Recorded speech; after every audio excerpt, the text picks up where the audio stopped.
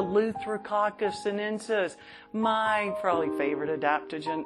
I'll probably say that about 5 or 6 of them. But Eleuthero, it feeds the medulla. You know, it gets in there and it gives us the ability to keep moving during stressful times without depleting ourselves, which is just an amazing thing. So school teachers during the end of school time, you know, where you've got all the homework to figure out the grades and close up the business for the summer.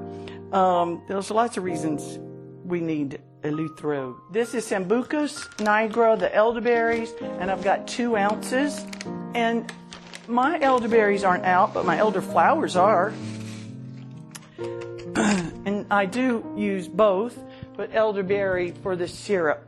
And then I'm going to add the hawthorn. I'm using hawthorn berry, and this is also 2 ounces of hawthorn berry. So 2 ounces of elder, 2 ounces of hawthorn. I love to keep the berries berry-like. I made a lung respiratory tea from mullein, hyssop, lungwort, and peppermint.